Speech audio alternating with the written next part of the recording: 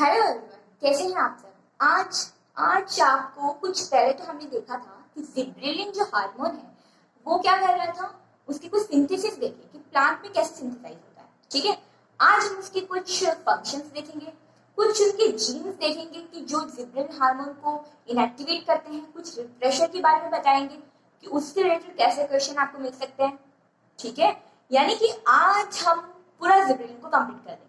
Okay, मतलब जहां तक हो सकते हैं जो क्वेश्चन बन सकते हैं जिब्रेलिन के फंक्शंस के ऊपर, उसकी सिग्नल ट्रांजैक्शन के ऊपर, मैं उसको कवर करने की पूरी कोशिश करूंगी। ठीक है, तो लेट मी स्टार्ट। अब मैं बात करूँ कि सिग्नल ट्रांजैक्शन की। सो बेसिकली क्या है, जब बात करें सिग्नल ट्रांजैक्शन की तो आपको जीन्स को थोड़ा सा इन्वॉल्वमेंट जरूरी है, मतलब आपको जीन्स के बारे में थोड़ा ध्यान रखना जरूरी है, कौन सा जीन किसको ब्लॉक कर रहा है।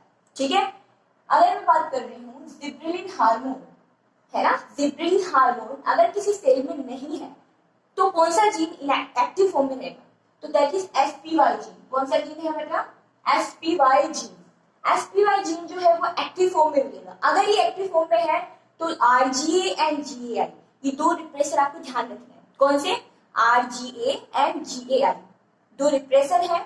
ये क्या कर देते हैं, जीए के रिस्पॉन्स को क्या कर देते हैं, ब्लॉक कर देते हैं। क्या कर देते हैं, जीए के रिस्पॉन्स को ब्लॉक कर देंगे। डन। तो अगर जीए हार्मोन किसी सेल में प्रेजेंट है तो एसपीवाई जीन क्या हो जाएगा, ब्लॉक। इस साइन का नोटेशन क्या होता है कि वो ब्लॉक हो गया है। और अगर ये ब्लॉक हो गया तो क्या आरजीए और जीआई एक्टिवेट हो पाएंगे, बिल्कुल नहीं हो पाएंगे। ठीक है, और अगर आरजीए और जीएआई यही एक्टिवेट नहीं हो पाएंगे तो क्या जीए रिस्पॉन्स शो कर सकता है अपना, बिल्कुल कर सकता है। ठीक है, तो थोड़ा सा ध्यान रखना है कि एसपीवाई जीन में और आरजीए और जीए एक दूसरे से कैसे रिलेटेड।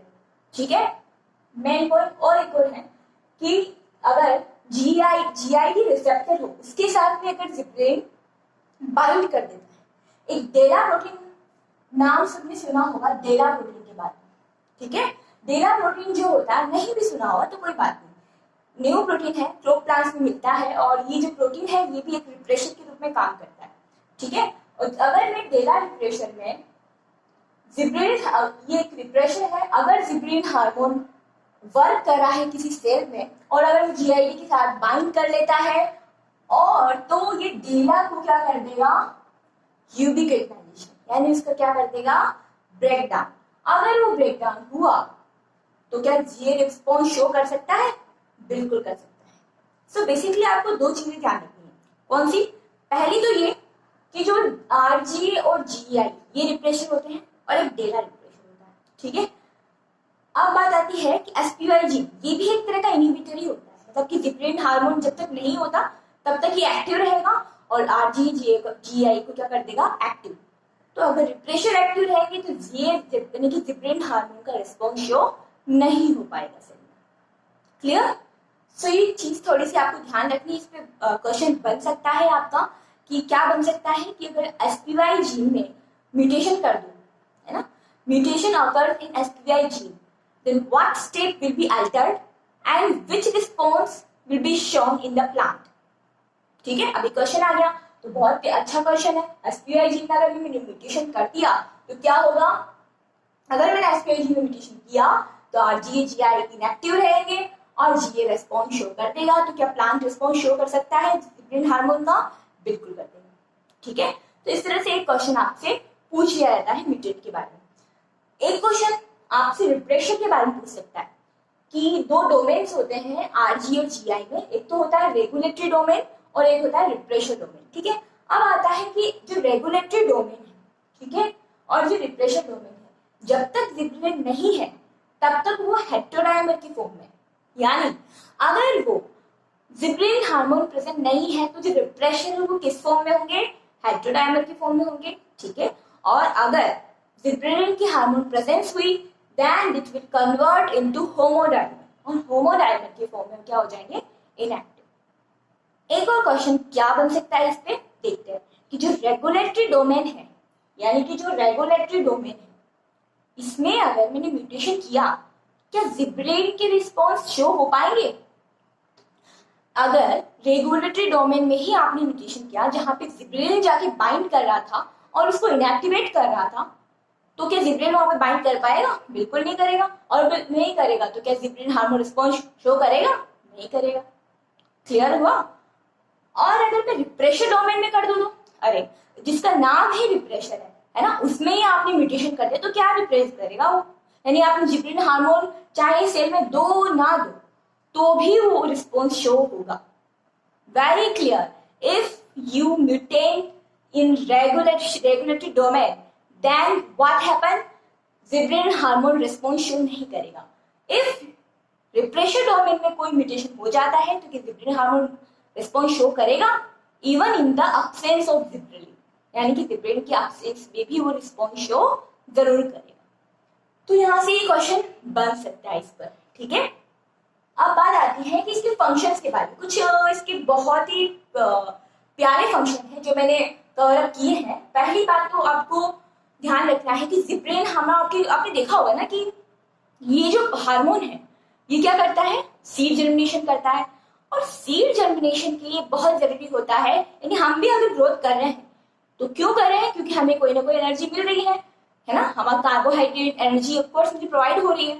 अगर मुझे सीड को जर्मिनेट कराना है तो उसमें भी तो कोई ना कोई एंजाइम जरूरी है, जो कि ऑफ कोर्स उनमें भी कोई कार्बोहाइड्रेट जरूरी है जो उनको ग्रोथ कर पाए।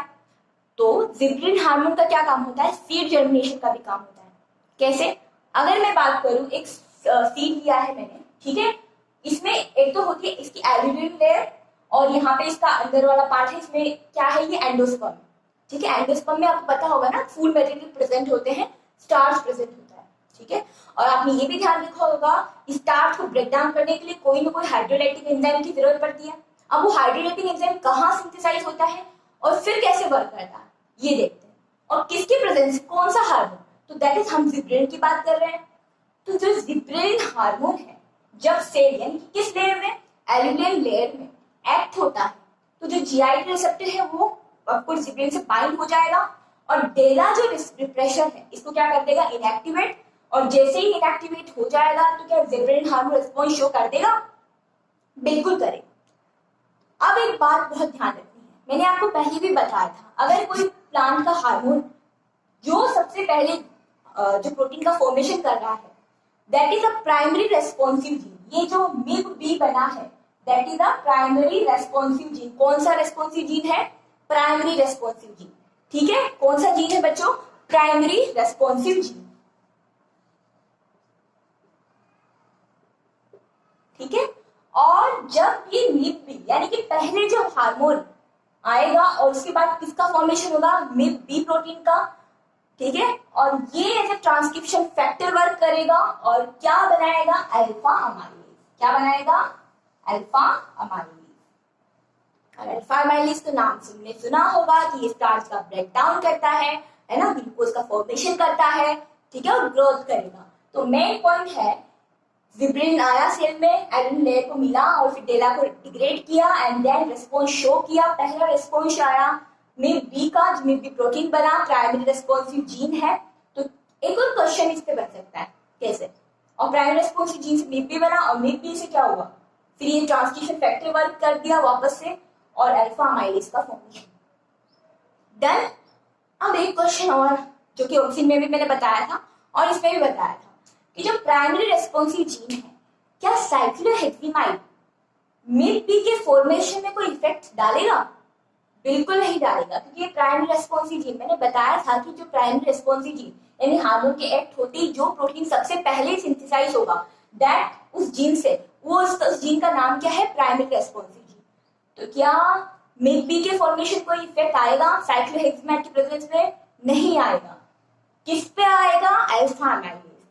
क्वेश्चन आपको ऑक्सिन पे भी पूछ सकता है, वहां पे भी मैंने बताया था, और जिब्रेलिन हार्मोन पे इस पे भी क्वेश्चन पूछ सकता है आपसे। ठीक है, क्योंकि क्वेश्चन में क्या होता है वो ये तो पूछता है, मेन जो आपकी जो फंक्शन है वो लेता है और जहां पे बन सकता है क्वेश्चन वो पूछ लेता है। ठीक है, तो यहाँ पे क्वेश्चन बिल्कुल बन सकता है। ठीक है ना, अब ये अल्फा अमाइलेज का सिंथेसिस हुआ। अल्फा अमाइलेज अब कहाँ वर्क करेगा? ये जाएगा एंडोस्पर्म में और एंडोस्पर्म में स्टार्च है, अल्फा अमाइलेज की एक्टिविटी होगी। ठीक है, उससे क्या बनेगा? ग्लूकोज और कार्बोहाइड्रेट आपका सिंथेसाइज हो जाएगा। सो एक तो ये फंक्शन रहा इसका, और बहुत सारे फंक्शन है। जिब्रेलिन हार्मोन जो है ना, ये हार्मोन आपने एक बात पढ़ी होगी ऑक्सिन में कि एसिड मतलब एसिडिक वॉल, पीएच के डिक्रीज होने पर, एसिडिटी क्रिएट होने पर वॉल पे क्या हो रहा था, सेल वॉल एक्सपेंशन हो रहा था, पढ़ा था ना। और मैंने वहां पे आपको बताया था कि अगर जिब्रेलिन हार्मोन की प्रेजेंस हो जाए, क्या क्या उसके पीएच पे कोई इफेक्ट पड़ेगा, यानी पीएच की जरूरत पड़ेगी जेड एंजाइम को? नहीं। यानी कि अगर क्वेश्चन में पूछा जाता है with acidification cell wall expansion was caused by, then you have to take the answer oxime। ठीक है, अगर आपसे पूछ लिया जाए without acidification of cell wall expansion, तो क्या आंसर आएगा, gibberellin. Very clear in mind now. एक तो ये फंक्शन है इसका, ठीक है। और मैंने इसको एसिडिफिकेशन पॉली ट्रांसपोर्ट होता है उसी तरह से है, और उसमें बताया भी था आपको ऑक्सीजन के उस पार्ट में, ठीक है, वही कवर हो जाएगा। अब बात आती है कि जो सीड है जब डार्क में ग्रो होता है तो उस प्रोसेस को बोलते हैं इटियोलेशन। कौन सी प्रोसेस, क्या बोलते हैं उसको, इटियोलेशन। डन। अगर उसको मैं लाइट में ले जाती हूँ, यानी सीड को मैंने उठा के लाइट में रख दिया, तो उस प्रोसेस को बोलेंगे डी इटियोलेशन। क्या बोलेंगे, डी इटियोलेशन। अब क्वेश्चन में आपसे पूछ लिया जाए कि इन D etiolation process gibberellin hormone के क्या इफेक्ट होगा, ठीक है, आपसे ये क्वेश्चन में पूछा जाएगा कि जिब्रेलिन हार्मोन का क्या इफेक्ट होगा। तो पहली बात ध्यान रखना, एकदम से आप लाइट में ले जाओगे ना उसको, तो जिब्रेलिन हार्मोन क्या हो जाएगा, ब्रेक डाउन शुरू हो जाएगा, तो एकदम से इसकी ग्रोथ क्या हो जाएगी, रुक जाएगी। लेकिन आप कंटिन्यूअस उसको लाइट देते रहे तो जिब्रेलिन हार्मोन की ग्रोथ वापस से वो रिस्टोर कर देगा, और क्या हो जाएगा, सीड का जो सीडलिंग है वापस ग्रोथ करना शुरू कर देगी। तो ये बात आपको बहुत ध्यान रखनी है, ठीक है। लाइट में एकदम से आप जाओगे नहीं, डार्क से लाइट में जाओगे तो जिब्रेलिन हार्मोन का जो लेवल है वो पहले डिक्रीज होगा, लेकिन आपने जब कंटिन्यूअस लाइट दी ना उसको, तो वापस से जो सीडलिंग है वापस से अपनी ग्रोथ वापस शो कर देगी। क्लियर। अब एक और फंक्शन है इसका, आपने जब ऑक्सीजन की बात आती है, क्योंकि मैंने बताया था कि ऑक्सीजन बहुत सारे हार्मोन से रिलेटेड करता है, अगर ऑक्सीजन किसी सेल में बहुत ज्यादा प्रेजेंट है तो GA3 ऑक्सीडेज एक्टिविटी बहुत ज्यादा हो जाएगा, यानी कि GA3 ऑक्सीडेज एक्टिविटी बहुत ज्यादा शो होगी, यानी क्या बनेगा, GA1 का फॉर्मेशन बहुत ज्यादा होगा। क्लियर है, एक तो ये बात ध्यान रखनी है, ठीक है। अब इसका एक लास्ट फंक्शन हम देखते हैं जिब्रेलिन हार्मोन का क्या होता है। आपने एक टर्म पढ़ी होगी वर्नलाइजेशन। क्या होती है वर्नलाइजेशन, कि कोल्ड ट्रीटमेंट में प्लांट हार्मोन जो है, कोल्ड ट्रीटमेंट में फ्लावरिंग रिस्पॉन्स शो करना, यही होती है वर्नलाइजेशन। अब बात आती है कि ऐसा कौन सा हार्मोन है, क्वेश्चन में पूछेगा आपसे, बताओ कि अगर मुझे कोल्ड ट्रीटमेंट नहीं देना तो उसके रिप्लेसमेंट में कौन सा हार्मोन हम यूज कर सकते हैं, यानी कि वर्नलाइजेशन के बिहाफ पे हम कौन सा हार्मोन यूज कर सकते हैं, तो दैट इज जिब्रेलिन। कौन सा हार्मोन, जिब्रेलिन हार्मोन का यूज कर सकते हैं। क्योंकि क्या होता है कि जब कोल्ड ट्रीटमेंट होता है ना, तो जो एंटीरियर कोरिनिक एसिड है, जो मैंने जिब्रेलिन के हार्मोन की सिंथेसिस के टाइम बताया था आपको, जो कोरिनिक एसिड है वो बहुत ज्यादा एक्यूमुलेट हो जाता है, और अगर उस प्लांट को थोड़ा सा हाई टेम्परेचर दिया ना, तो क्या होगा, जिब्रेलिन हार्मोन की सिंथेसिस शुरू हो जाएगी, क्योंकि कोरिनिक एसिड का क्या हो जाएगा, ब्रेकडाउन शुरू हो जाएगा, और जिब्रेलिन हार्मोन का सिंथेसिस शुरू हो जाएगा, ठीक है। और उस चीज से क्या होगा, फ्लावरिंग रिस्पॉन्स शुरू हो जाएगा। Done. So now you have to very clear. अब एक और क्वेश्चन, आप मान लो वैसे तो नहीं पूछता है, लेकिन फिर भी ध्यान रखना कि जो GA9 है वो फ्लावरिंग रिस्पॉन्स क्या करता है, शो कर सकता है, ठीक है। जब भी बात करें हम किसकी, कि temperature effect, cold temperature effect में जिब्रेलिन का कैसे काम हम ले सकते हैं, तो इस तरह से हम जिब्रेलिन का यूज कर सकते हैं, ठीक है। So this is all about, इसके फंक्शंस हमने देखे, किस तरह से इसका सिग्नल ट्रांसडक्शन हुआ वो देखा, और साथ ही साथ कैसे ये बहुत इंपॉर्टेंट फंक्शन है जिसपे क्वेश्चन बन सकता है, कैसे भी वो बना सकता है, ठीक है। बहुत जरूरी ध्यान रखना कैसे आपको क्वेश्चन पूछता है वो, और क्या क्या आपको चीजें ध्यान रखनी है इसमें, ठीक है। फिर वो ऑफ कोर्स कुछ ऐसे फंक्शन पूछ सकता है, एसिडिफिकेशन, लाइट की प्रेजेंस में क्या होगा। अब मैं एक ग्राफ बना के दूं आपको, अगर जैसे कोई ग्राफ भी आ सकता है कि जो लाइट है और डार्क है, एकदम से आपको पूछ लिया जाए कि ग्राफ बना हुआ है, वो पहले तो वो डार्क में था सिबलिंग, और फिर एकदम से लाइट में, तो पहले तो क्या होगा, जिब्रेलिन हार्मोन हाई अमाउंट में रहेगा, यानी कि सीडलिंग ग्रोथ कर रही है, लेकिन एकदम से लाइट में रखने पर क्या होगा, जिब्रेलिन हार्मोन एकदम से लो लेवल पे आ जाएगा, ठीक है। लेकिन आपने जब कंटिन्यूअस लाइट दी तो वापस से वो क्या कर देगा, ग्रो कर देगा। सो इस तरह का भी क्वेश्चन आपको पूछ लेता है, ठीक है। So this is all about, आप जो सिग्नल ट्रांजेक्शन देखा हमने, उसके फंक्शंस देखे, कुछ इंपॉर्टेंट फंक्शन थे जो मैंने आपको बताए। आई होप आपने एंजॉय किया होगा इसको, और अगर आपको मेरी वीडियो अच्छी लग रही है तो आप लाइक कीजिए, सब्सक्राइब कीजिए और शेयर कीजिए, ठीक है।